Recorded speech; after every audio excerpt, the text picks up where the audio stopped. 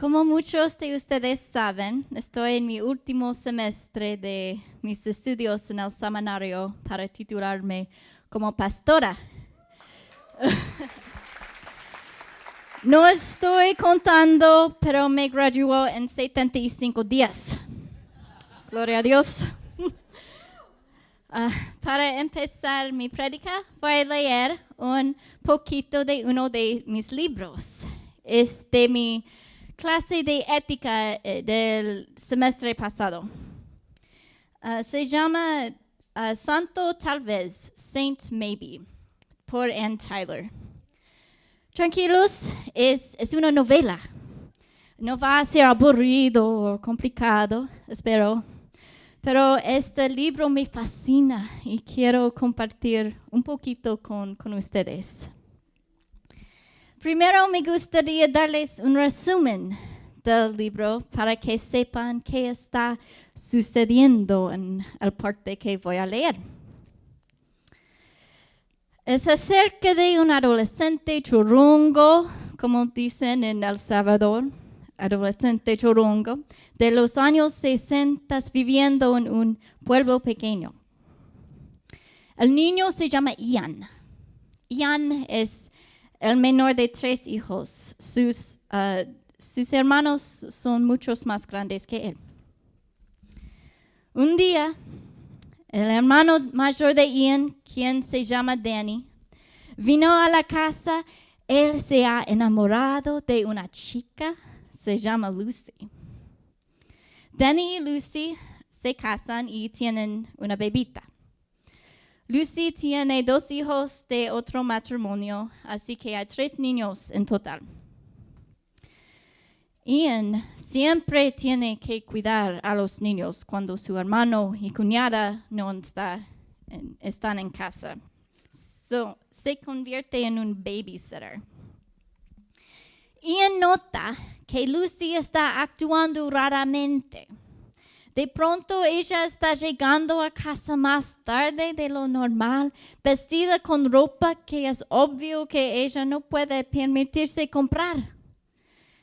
Ian asume que ella está engañando a su hermano.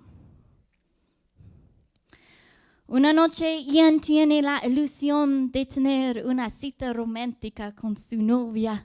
Y al último minuto eso no pudo suceder porque él tiene que cuidar a sus sobrinos. Lucy decía que no iba a tomarle mucho tiempo, que solamente iba a reunirse con una amiga por un ratito y regresaría rápidamente, así él podría ir a su cita más tarde. Lucy llegó muy, muy tarde. Tan tarde que Danny llegó a casa primero. Ian está muy enojado porque esta mujer nunca vino y destruyó los planes importantes que él tenía. Danny lleva a Ian a la casa, dejando los 3 niños solos en su casa. Ian está muy frustrado. Ian comienza a contarle a su hermano las cosas raras que han notado en Lucy. Y de pronto se acuerda y menciona a Danny el hecho de que él y Lucy se conocieron, se casaron y tuvieron una bebita en 7 meses. La familia ha hecho números, pero nadie dice nada. Ian básicamente dice a Danny: despierta, hermano, tu esposa está engañándote. Danny se aflige y maneja tan tenso que se estrella contra un muro que está al final de la cuadra, muriendo en el momento. Luego Lucy no puede soportar el dolor de haber perdido a su esposo al quedarse sola al cuidado de los niños, así que entra en pánico, suicidándose al tomarse un bote entero de medicamentos.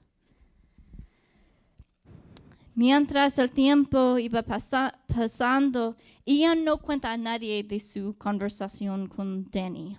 Así que se encuentra él solo caminando en el pueblo con una enorme culpa.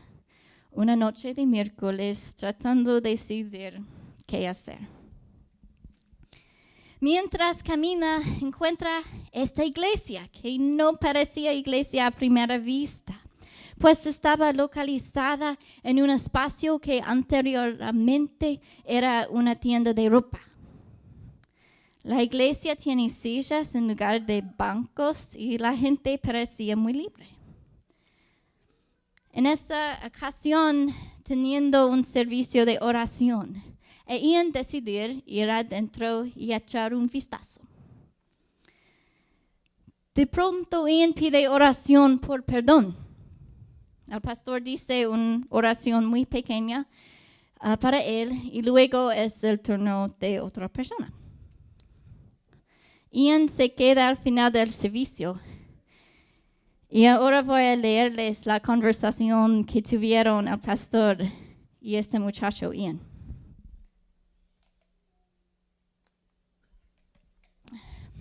Me gustaría dar una palabra de gracia a nuestro pastor Sammy Jr. por traducirlo para mí, para que todos puedan entender. Aprecio tu ayuda, hermano. Gracias. Gracias, dijo Ian. Fue un servicio muy interesante. Pastor Emmett lo miró atentamente. Pero tu oración, dijo finalmente, ¿hubo alguna respuesta? ¿Recibiste una respuesta? Bueno, no exactamente. Eso veo.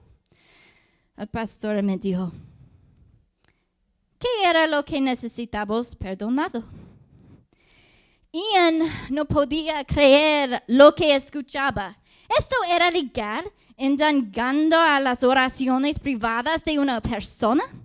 Debería girar sobre sus talones y retirarse.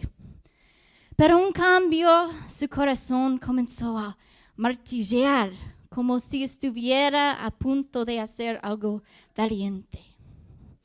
Con una voz que no era la suya, dijo, hice que mi hermano se matara a sí mismo.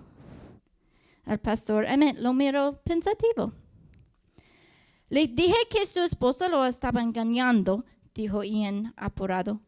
Y ahora ni siquiera estoy seguro de que lo haya sido.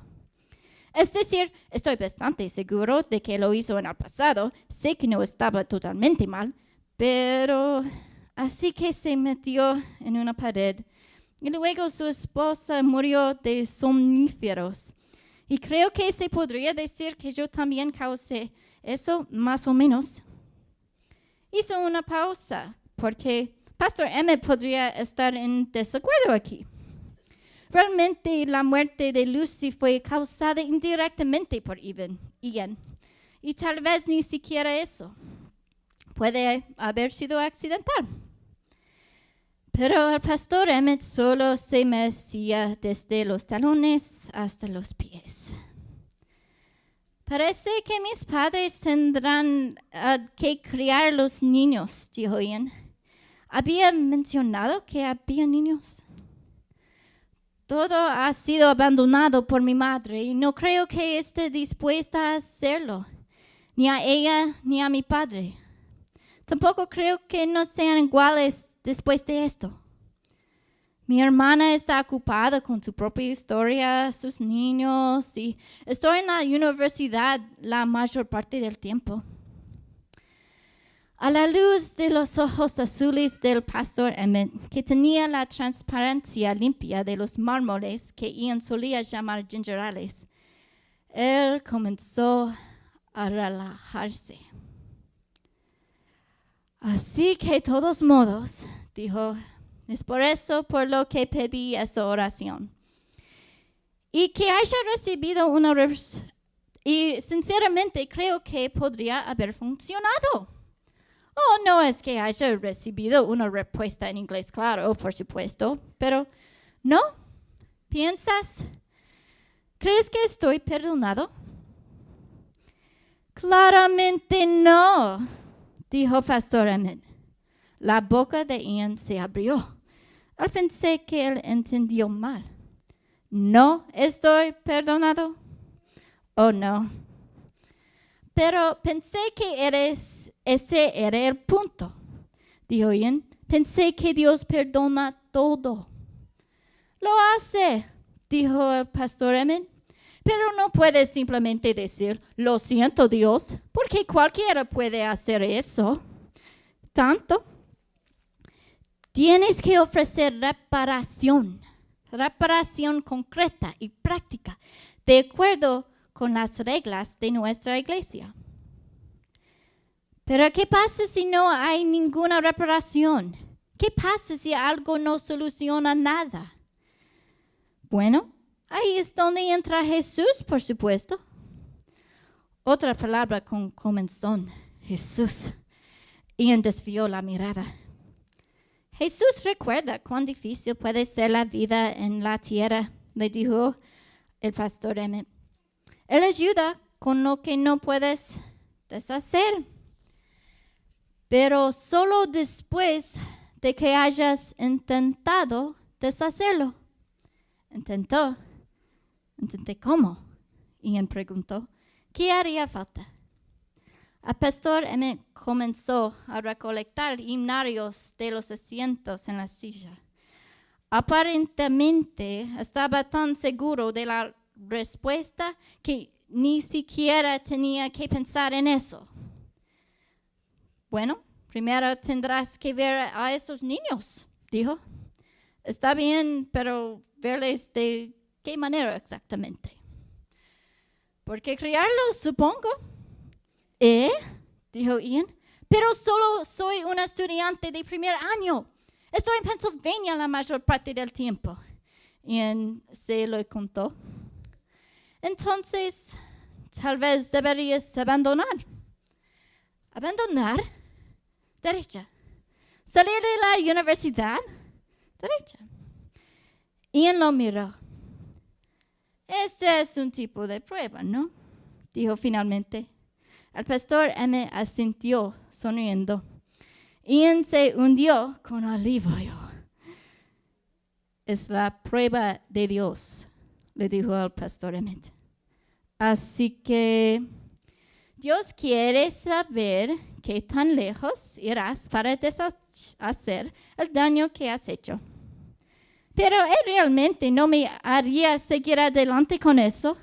Ian dijo, ¿de qué otra forma lo sabría él entonces? Espera, dijo Ian. Estás diciendo que Dios querría que abandonara mi educación, cambia todos los planes de mis padres y renuncia a mi educación. Sí, eso es lo que se requiere, dijo el pastor Emmett. Pero eso es una locura. Tendría que estar loco. No amemos de palabra ni en lengua, dijo el pastor Emmett, sino de hecho y en verdad. 1 Juan 3:18. No puedo enfrentarme a un montón de niños. ¿Quién te crees que soy? Tengo 19 años, dijo Ian. ¿Qué clase de religión es esta? Es la religión de la expiación y el perdón completo, dijo el pastor Emmett. Es la religión de la segunda oportunidad.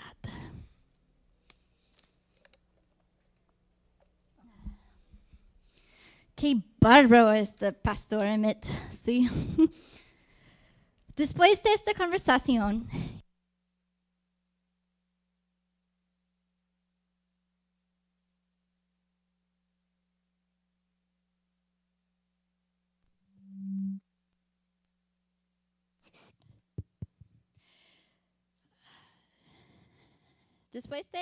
esta conversación, Ian decidió criar los niños y el resto del libro es acerca de la dedicación a Ian a Dios, en su amor por estos niños y los sacrificios que él tiene hacer para amarlos como Jesús los ama? La verdad es, el carácter de Pastor Emmett ha de ser un poquito interesante y algunos en mi clase no estamos completamente de acuerdo con muchas cosas acerca de él y su iglesia, pero me fascina lo que él está tratando de hacer aquí. Él está luchando con la relación entre fe y obras en lo que respecta al perdón. Vamos a leer Efesios 2, 4 a 9. Pero Dios, que es rico en misericordia, por su gran amor con que nos amó, aun estando nosotros muertos en pecados, nos dio vida juntamente con Cristo. Por gracia sois salvos.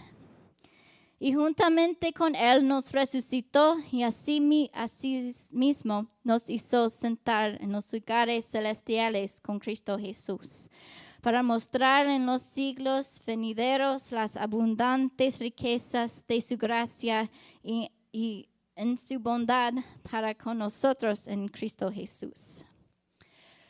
Porque por gracia sois salvos por medio de la fe, y esto no de vosotros, pues es don de Dios, no por obras para que nadie se gloríe. El pecado nos lleva a la muerte. Solo el poder de Cristo puede dar vida al muerto. Todos nosotros hemos estado muertos en nuestros delitos y pecados. No tenemos que estar en la situación de Ian para estar muertos en nuestros pecados. Todos hemos estado allí. Necesitamos la gracia de Dios, hermanos. No solo Jesucristo es quien puede llevarnos de la muerte a la vida. Pero, ¿es suficiente tener fe en eso? La respuesta es sí. Pastor Emmett no está cuestionando eso en la historia. Él no pone en duda tu fe, pero ¿qué significa ser una persona de fe? Versículo 10 de Efesios 2 dice, porque somos hechura suya, creados en Cristo Jesús para buenas obras, las cuales Dios preparó de antemano para que anduviésemos en ellas. Como Pastor Emmett dice, fe es más que solamente palabras. Para buenas obras, para que anduviésemos en ellas. Puede ser que nuestras vidas están llenas de buenas obras, pero no nos salvan. El versículo famoso de Santiago me fascina cuando pienso en la relación entre fe y obras. Así también la fe, si no tiene obras, es muerta en sí misma. Eso no contradice a porque por gracia sois salvos de Efesios. Pastor Emmett está diciendo que las obras son el resultado de la fe, no el significado de la fe. Vamos a leer poquito más atrás en Santiago 2, versículo 14. Hermanos míos, ¿de qué aprovechará si alguno dice que tiene fe y no tiene obras? ¿Podrá la fe salvarle? Es interesante porque el versículo dice, ¿de qué aprovechará si alguno dice que tiene fe? Hermanos, el que digas que tienes algo no necesariamente indica que en realidad lo tienes. Entonces, ¿podrá la fe salvarle? La respuesta es sí. Fe salva. Jesús ya pagó el precio. Pero Santiago está preguntando, si dices que tienes fe y no tienes obras, ¿será que tienes fe realmente? Si tienes fe en tu corazón, sinceramente, debes hacer obras buenas naturalmente. Y eso es lo que Pastor Emmett está desafiando a Ian a hacer. Si él quiere pedir perdón a Dios sinceramente, Su vida tiene que cambiar y no en una manera pequeña. En el libro, la mayoría de la edad adulta de Ian giró en derredor de servir a Dios a través de cuidar por estos 3 niños, proveyéndoles de todo lo que ellos necesitaban. Versículos 15 a 18 dicen, y si un hermano o una hermana están desnudos y tienen necesidad del mantenimiento de cada día, y alguno de vosotros les dice, id en paz, calentaos y saciaos, pero no les dais las cosas que son necesarias para el cuerpo, ¿de qué aprovecha? Así también la fe, si no tiene obras, es muerta en sí misma. Pero alguno dirá, tú tienes fe y yo tengo obras. Muéstrame tu fe sin tus obras y yo te mostraré mi fe por mis obras. Obras son el resultado de la fe. Son nuestra segunda oportunidad, como el nombre de la iglesia que aparece en el libro. Una vida sin Dios es muerta, pero nuestras obras muestran nuestra segunda oportunidad, que tenemos vida en Cristo. Entonces, podemos proveer para nuestros hermanos y hermanas, pero cuando proveemos para nuestros hermanos y hermanas, como la palabra dice, no nos podemos llevar el crédito. Efesios dice que no podemos alardear porque la gracia de Dios nos salva y nuestras obras son un testigo de eso. En la historia, Pastor Emmett cita 1 Juan 3:18. Hijitos míos, no amemos de palabra ni de lengua, sino de hecho y en verdad. Este versículo y también esta sección de esta carta vienen a un tiempo interesante. En los versículos antes, Juan habla acerca de la diferencia entre los hijos del enemigo y los hijos de Dios. Los hijos del enemigo son pecadores y siguen pecando. Pero nosotros, los hijos de Dios, no somos perfectos, somos humanos, pero buscamos la voluntad de Dios. Luchamos por agradar a Dios. Pero la próxima parte de este capítulo es acerca de amarnos los unos a los otros. No es suficiente hacer buenas cosas. Tenemos que hacer buenas cosas por nuestros hermanos, hermanas, vecinos y aún nuestros enemigos para ser hijos de Dios. Otra vez, no podemos alardear acerca de nuestras buenas obras porque no podemos hacer nada sin Dios. Dios nos dio una segunda oportunidad porque todos nosotros la necesitamos.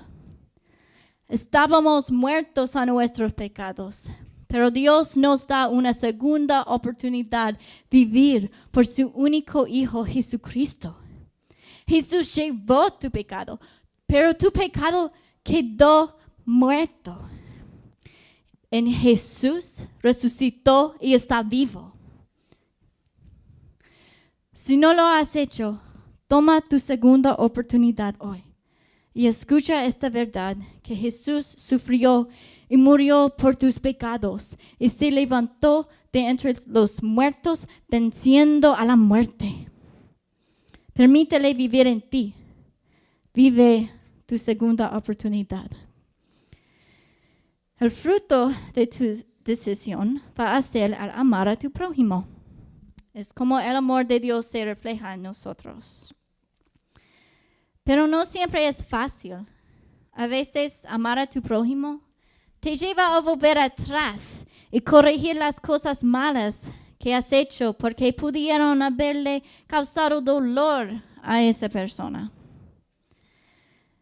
Y para eso se necesita mucho valor. Pero no te preocupes, somos tu iglesia y estamos contigo. podemos orar por ti y ayudarte con lo que necesites. Dios es fiel y victorioso. Ten fe en eso, hermano, cuando confrontas cualquier batalla. Antes que entremos en un tiempo de oración, quiero preguntar, ¿cómo estás viviendo tu segunda oportunidad? ¿Qué necesitas hacer? ¿Necesitas volver atrás y traer reconciliación en alguna relación?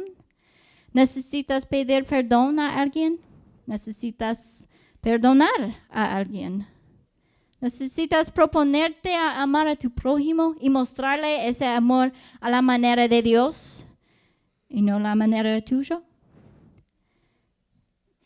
¿Necesitas estar más atento si hay alguien a tu alrededor que necesita que alguien le muestre el amor de Dios? ¿Qué necesitas hacer? Oremos.